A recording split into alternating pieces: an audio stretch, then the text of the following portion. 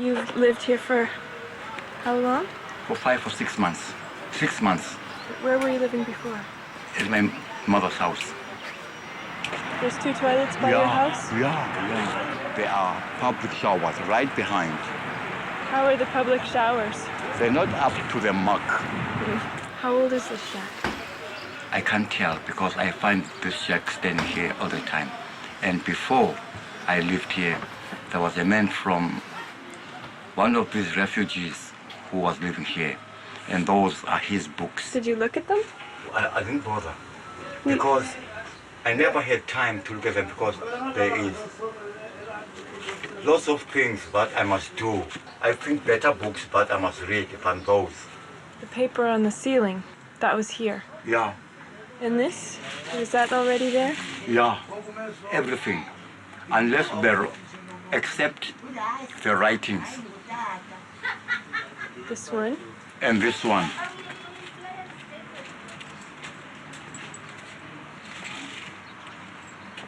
When did you write this one? The top one? A few weeks ago.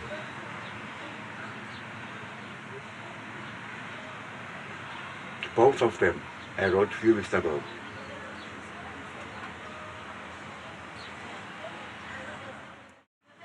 I was arrested. And somebody who was wearing a hood on his head. I couldn't see his face. And it was 3:10 in the morning on the 20th of January, 1977. So I was taken to town, Killington Square, the place I showed you the other day. There I stayed for 6 days. I was tortured every day, severely tortured. For 6 days, I was made to strip, to take off my clothes. I was stark naked, I was blindfolded. I sat on a chair. They put electric shocks on my fingers, and they switched it on. I'm not ashamed to say this.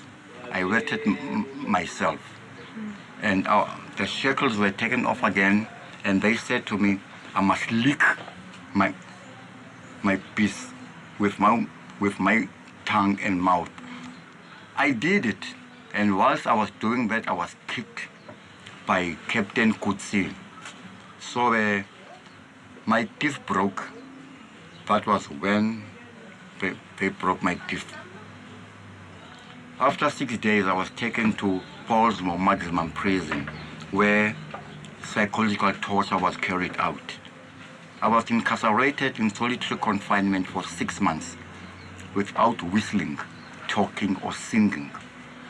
Oh well, that was enough to drive somebody crazy. You wanna come?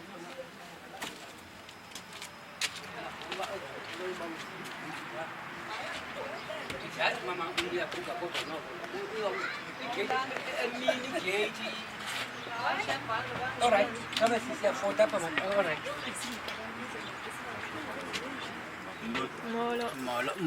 Kunjani? Philile. Aba bantu ngababambe besi kunika kodwa sawunika indawo ezinkulu izindlu ezinkulu abanye babesuka from overseas from overseas abanye Mind the step behind you. uthi uyasipota ngathi wesiyaphuma ka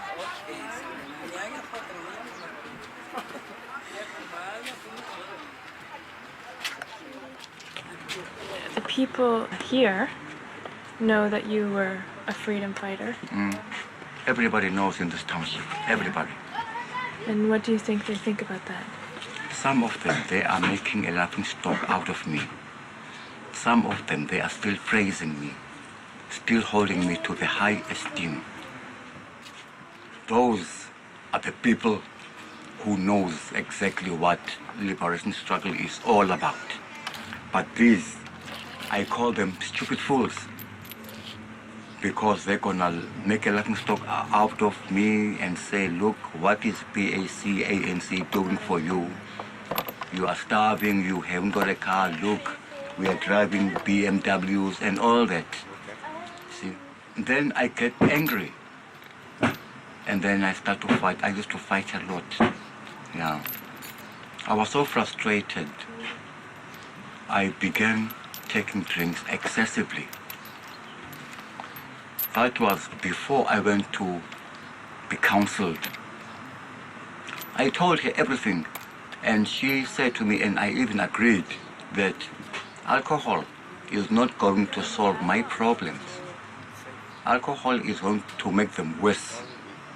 So I stopped for quite a while. There are comrades, people who were in prison just like me. Some of them, they are alcoholics beyond redemption. Because why? They gave up hope. Some of them were expecting too much after the liberation struggle. And that too much never happened.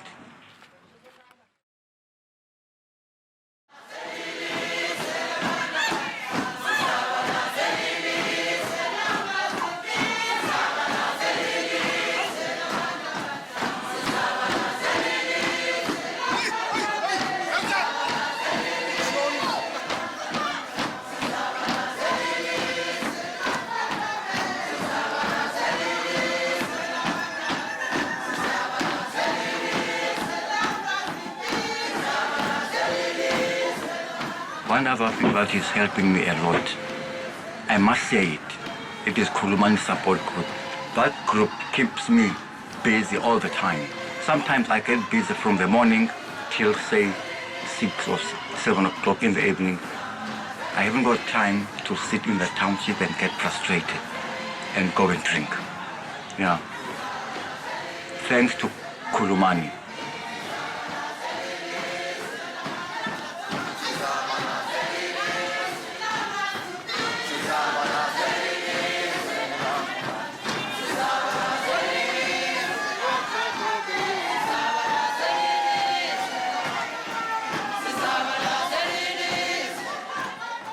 If the government or the people, the cluster, would come to the people on the grassroots, I think we'll feel more happy if they would come to us and ask us, what are your needs and how can we address those needs?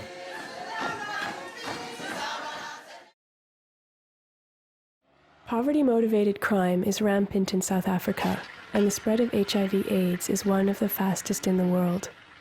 Estimations average that 1 in 7 people have HIV or AIDS. In recent years, there have been some improvements to townships and informal settlements that exist because of poverty and housing shortages. But, as in the days of apartheid, black areas continue to be the most underserviced. Roughly 2/3 of black households, or 50% of the black population, do not have access to electricity, indoor plumbing, flush toilets, or garbage removal. In these underserviced areas, water collects in stagnant pools due to poor drainage and is contaminated with uncollected garbage, producing easily preventable, life-threatening illnesses such as cholera and tuberculosis. The risk of fire is high due to illegal electrical connections and the use of paraffin to cook and heat shacks with. Poor lighting conditions at night place women at risk of assault and rape. Living in this type of environment and struggling for basic survival wear down one's mental health. Fabulous. Is the whole house yellow? Yeah. I've painted the whole house, the inside of the house, all the rooms and the loos, bathrooms. Okay?